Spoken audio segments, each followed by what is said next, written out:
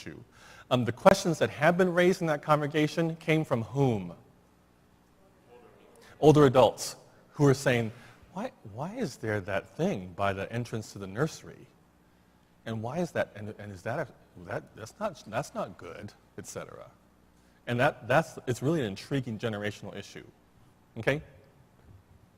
4, your questions are great and conversation is great. Young adults will not give like their parents. The truth. A study by the Northern Trust, a private banking concern cited last year in the U.S. News and World Report, said that young adults are giving twice what their boomer parents gave to charities. So you who are boomers, me, those of us who are 40s, 50s, and 60s, etc., and we think we're all that, okay? These young adults are giving twice what we've given to charities. So they're giving in record amounts. And they're doubling what their parents are giving. Please. Oh, thank you. That's a good question. It's not, thank you. It's not just in flat dollars, thank you, because that would be double, obviously, in terms of inflation. It's being converted.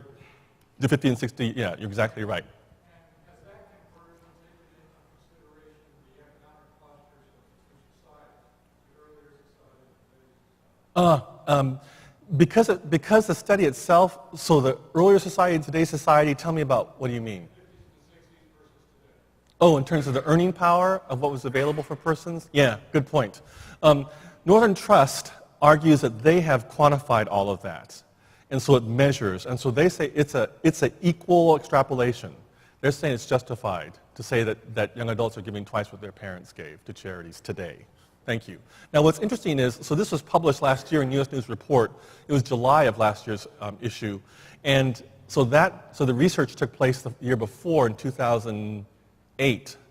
And so again, it's before the economy has faltered. So I'm not sure what the results are now. They're bound to do another study because they have to. Please. Yeah, I was going to say, I think that holds true for the prior generation too, as much as we like to think that's not true. When we were at our stewardship campaign, it's been about 10 years ago, we did it for our building fund start. 40, 35 to 50-year-olds. Yes. The top 10 giving church, families in the church, they were 8 of them. Wow. There were only 2 others that were in the older generation that were in the top giving families, and of the top 20, the younger generation, mid-generation now, I guess, was about 15 of those 20. Oh, interesting. So in your experience, They had young kids, but they started true. they had money. True. But the experience, so in your experience, that each successive generation does that. They give more to charities than the previous generation. But they do want to know what it's for, and that's a difference. You're right. Please. How does the amount of money and the way it's being given start to suggest or sketch different funding models for congregations and ministries? Excellent. Because the information you're presenting makes total sense to me as someone who's in this generation. Great. But it also tells me that fundamentally one of my largest tasks is to systemically shift the way my congregation operates. You got it. Because it will not be able to fund itself on a model that's built up that was 20 years ago. Or longer. Or longer. I mean, the funding model just fundamentally has to shift. Right. While figuring out a way to make the light bulbs that have never been exciting. Still keep going. Still keep going when you don't have it down there. You're exactly right. And so that gets me to strategies, which I'll get to in a moment.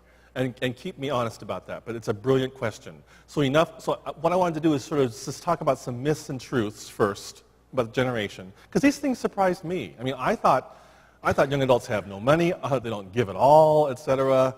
When they give, they don't give anything. But no, everything in the research is saying that they're actually giving, which is remarkable. But they're giving to different things and in different ways, and that's the challenge for us. Dan? Good point. Does it reflect on all the time and talents of individuals? I want to say yes and no. That in terms of the altruism, there does seem to be a rising altruism among young adults saying that I'm more interested in giving not just money, but my own abilities as well. Yes. So for those who are the have-nots among young adults, where they really don't have a whole lot of cash available to them, they are giving more of their time. It's true.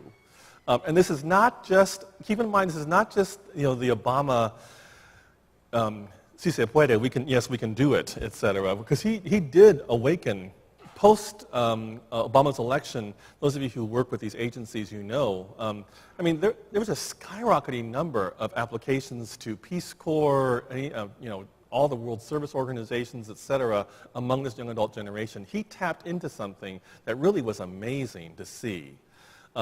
Whether the interesting thing about November is whether this generation that also can be equally skeptical and cynical is going to sustain that altruism. That's what everyone's waiting to see in terms of all the philanthropic organizations. Please. Good. I want to get there. Thank you. I think that's a huge question, which deals with strategies. To what charities are young adults giving? And it sort of gets there in these next two. Young adults only give locally. The truth is young adults, because the world has become smaller thanks to technology and globalization, they're less inclined to distinguish between American needs and global needs, which is really interesting. Now, among 50, 60, and 70-year-olds, there is a clear distinction between American needs and global needs. But 20 and 30-somethings are saying there really isn't a difference because they grew up in technology that allows them to engage the whole world. They're traveling like crazy, those who have, young adult population. So the whole idea is they don't see a distinction as clearly between America, take care of ourselves, versus global needs. Okay? And then, question's excellent. Young adults are reluctant to give to religious institutions a myth. The truth is the issue is not whether giving is religious or secular. The issue is how institutional the recipient appears. It could be a non-religious organization, but when they appear institutional, young adults will not give them attention. If it's a religious organization, a church, etc., if they appear institutional, they will not be giving to them. So the question is, how institutional are you going to look? And the organizations that are getting the best attention, the greatest attention from young adults, are appearing as uninstitutional as possible. They don't look like these are institutions. Please. Can I give an example of that? Yes. I'm walking in the Susan G. Komen. It's a great example. So I let the congregation know I was walking in this, and I got a lot of donations from a lot of people because a lot of people in my congregation have been touched by it. But I got huge donations from people who were in their 20s and 30s, people that I would never think would give a donation like that to the church. Yes. And I think a lot of it has to do with the fact that Susan G. Komen, the face of Susan G. Komen, and the people who are walking and running, it's not Susan G. Komen, this great breast cancer research institution. Exactly. So the testimony, which is powerful and a brilliant one and a great example, is that you walked for the Susan G. Komen breast cancer walk. And the face, Susan G. Komen is doing a brilliant job in giving a face to that whole organization that they are a movement, not an institution. So when you look at their commercials, what do you see on their commercials, for instance, on television? Smiling faces and women and men who are doing, who are being cheered on. So it's all relational, etc. And they're talking about, it's very personal, talking about their own stories. This is for my mom. This is for my grandmother. This is for my dad. It's a brilliant way to interpret. And so you received, people just gave you gifts, and from 20, 30-somethings, they gave you money that you never expected. I mean, you were amazed at how much money they were giving you. That's exactly what is being borne out in the research. Please. Yeah, I have a comment and a question. Please. I'm one of those who's way beyond the age of getting to that young adult. Thank you. Even so, in my own outlook on giving, I'm the same way. Interesting. I'm giving, for example, I have a friend of mine who's a doctor from a country in Europe, Mm-hmm. and he's got a bunch of kids, and he goes to over there in it's kickoff. Wow. Wow.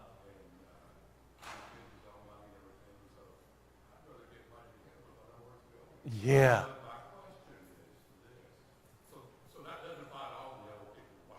Thank you. You're exactly right. My question is, what does this say about the churches now who are that way? We have, for example, fixed costs, salaries, buildings, Yes. etc. And we're having difficult times Yeah. It's a. meeting those obligations. You are. And so, so what changes? And one thing I would like to say, I just found out recently, within a radius of 200 feet of my house, we have 3 people who are going to 3 different Lutheran churches. It's just as close as the one I go to. Wow. At least 3 others. It's as close. Wow. So how do we sustain that kind of That's a great point. That's a great point. That's a great point. So the two statements that were made, one is testimony, which I appreciate, as someone who is outside of the range of 20, 30-somethings, that you yourself realize that you give money to a friend who goes over to a country in Europe, and on a regular basis he takes care of orphans, etc. A charity, a 401c3 or whatever.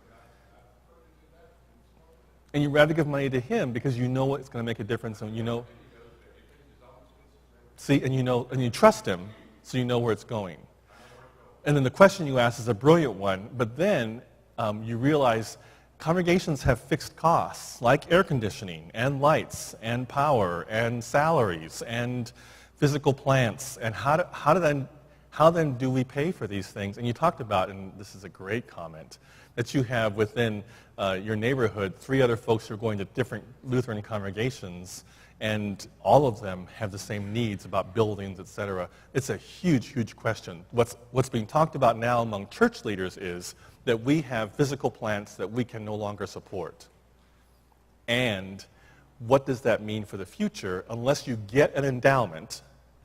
Someone dies and gives you money to sit back on, and this is also hypocritical for me because I'm paid. I'm in a chair. One of my colleagues calls me upholstered. So a lovely family in Birmingham, the Bentons, gave a chair for me to sit in. So I'm in an endowed chair. It costs $2.2 million for Nishioka to have a salary. And I get paid, I'm tenured, and so I get paid until after Christ comes again. So it's an amazing thing, okay? So on the one hand, you have institutions like Columbia Seminary and Luther and Gettysburg and Philadelphia and others who are saying, give us money, give us money, give us money, we need an endowment. And congregations who are doing that, because that's going to save you for the future. On the other hand, there are some of us who are wondering, does the Church of Jesus Christ really have to be about endowments? That maybe we're approaching a time when there are better uses for these church buildings, and we're seeing these church buildings all over the place that are being used in other ways, and perhaps that's the whole emerging church conversation. Perhaps we are returning to the 1st and 2nd century church, which didn't have to deal with immediately these needs because for them, church wasn't about the building. Radical idea. For them, church was about the community, the believers, who gathered in homes by and large. But you're right, we're living in a Christendom paradigm, or the remnant of the Christendom paradigm, where we've built all these great structures, and we're still building them. And what is that going to do for us?